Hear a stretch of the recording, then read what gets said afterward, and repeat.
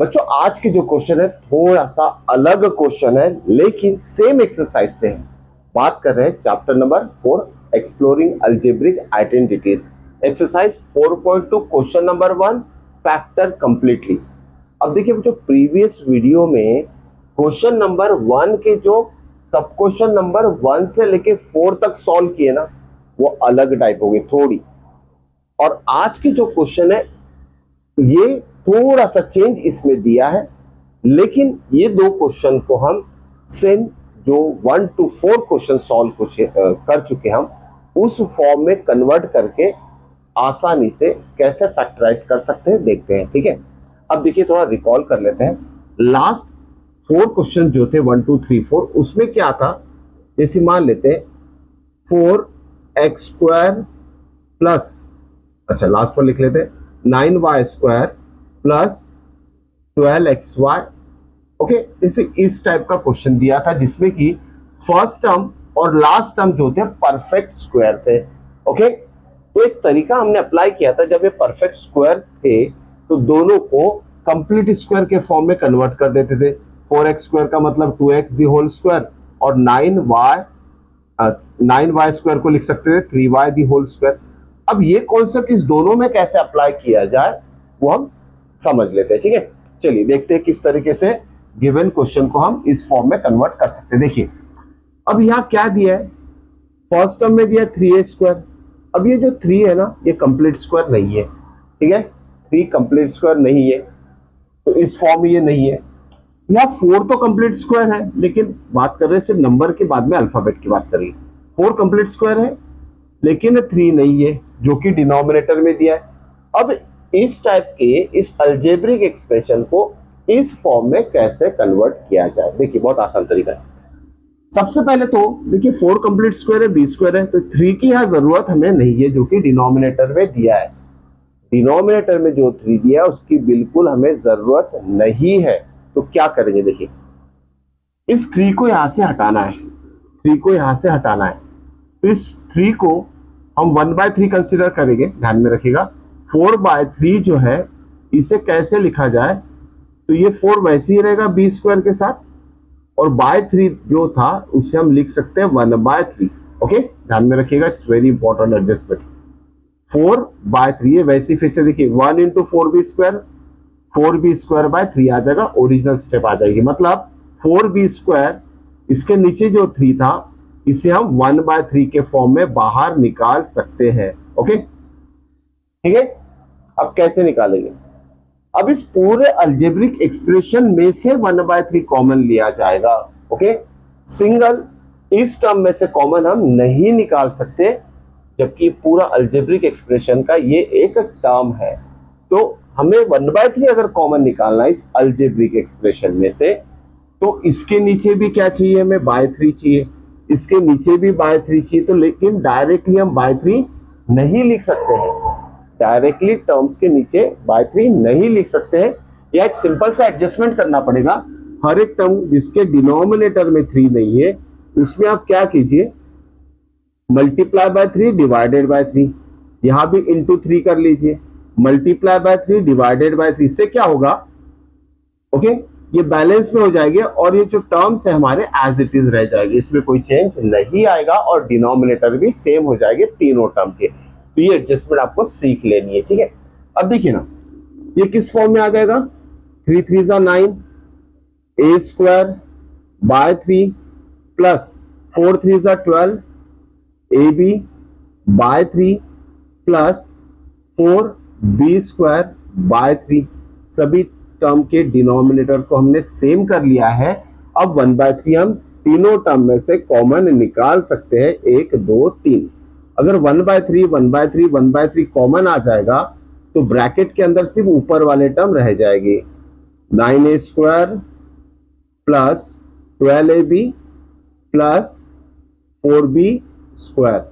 अब जरा चेक करो, ये टर्म जो है जिसका ये जो एक्सप्रेशन है इसका फर्स्ट टर्म और लास्ट टर्म कंप्लीट स्क्वायर के फॉर्म में है क्या, 4x² और 9y², जैसे एग्जांपल लिए थे हमने कंप्लीट स्क्वायर वाला फर्स्ट और लास्ट टर्म, ये भी उस फॉर्म में है क्या, यस है। कैसे, देखिए 1/3 को वैसे ही लिखना और ब्रैकेट अभी यूज करते जाना है, 9a स्क्वायर किसका कंप्लीट स्क्वायर है? 3a the whole square.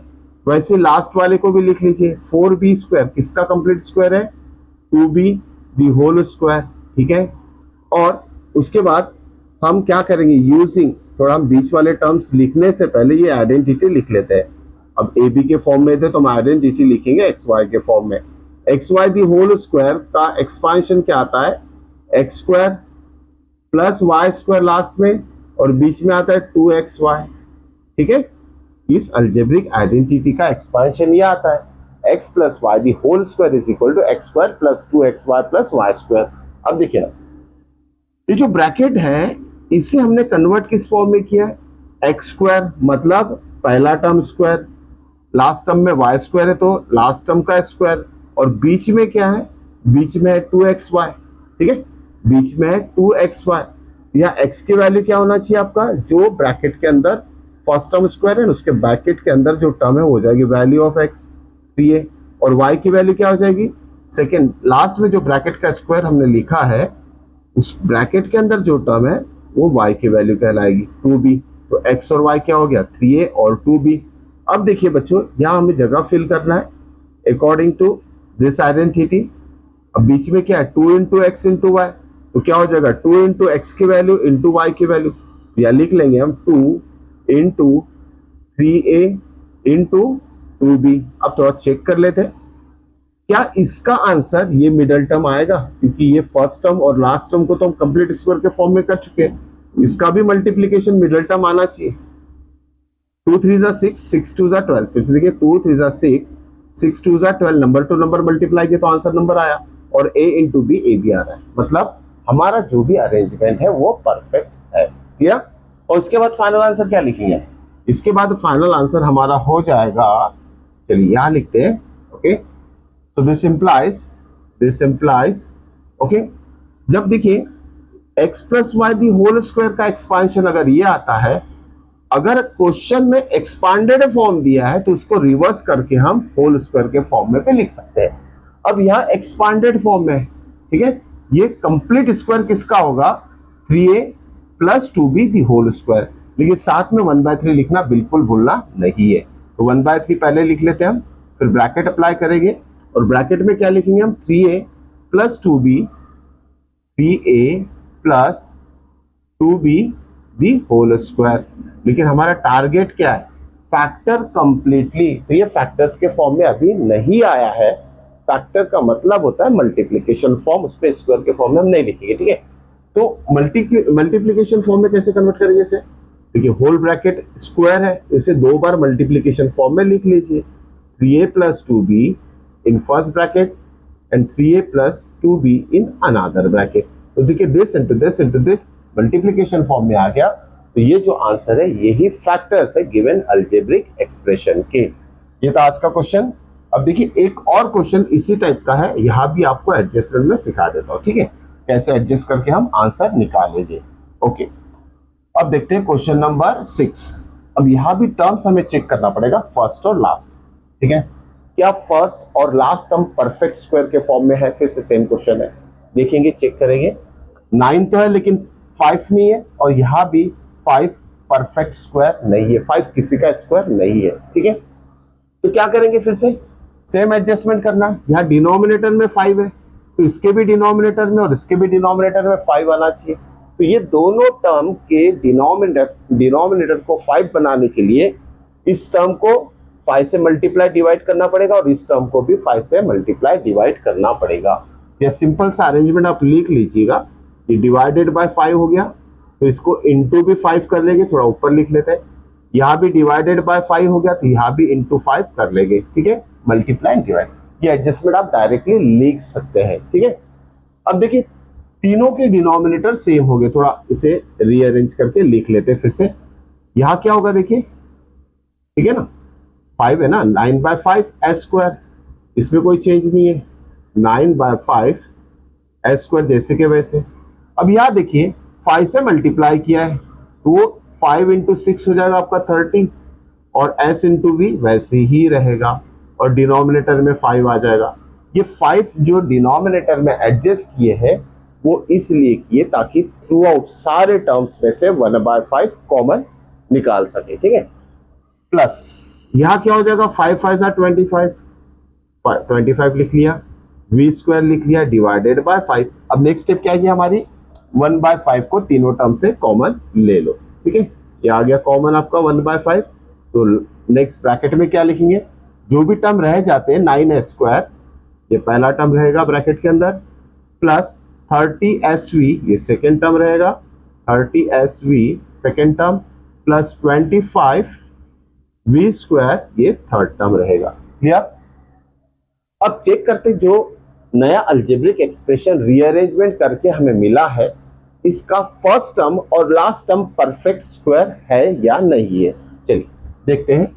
अब देखिए ये 1/5 को तो वैसे ब्रैकेट के बाहर हमें लिखना है। अब अंदर का फर्स्ट टर्म 9 परफेक्ट स्क्वायर है, किसका है, 3 का। s² की जगह s लिख लीजिए और होल स्क्वायर लिख लीजिए, मतलब 3 का स्क्वायर 9 और s का स्क्वायर s² आ जाएगा। अब लास्ट टर्म भी चेक कर लेते हैं, 25 5 का स्क्वायर है और v² का v ले लेते, होल स्क्वायर लिख लेते। 5 का स्क्वायर 25, v का स्क्वायर v आ गया। और साथ में क्या करेंगे, वही ट्रिक है जो इसमें किया था हमने, बीच में आएगा 2ab। तो यहां देखिए अलजेब्रिक आइडेंटिटी हमारा a plus B the whole square है, इसका आंसर हमें पता है a² plus 2ab plus b² आता है, ठीक है।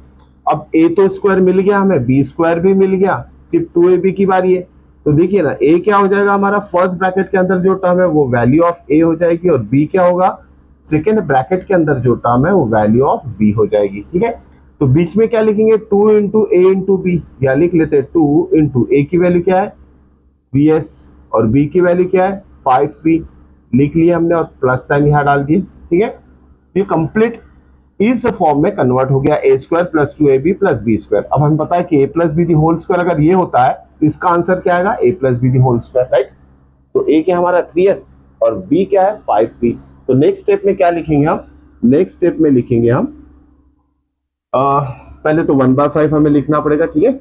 1/5 लिख लेते हैं, फिर ब्रैकेट में क्या आएगा, a² plus 2ab plus b² मतलब होता है a plus B the whole square, और a क्या है हमारा 3s और b क्या है 5v। तो लिख लिया हमने 3s plus 5v the whole square, लेकिन फैक्टर कंप्लीटली का मतलब होता है इसे हम ब्रैकेट मल्टीप्लिकेशन फॉर्म में लिख लेंगे।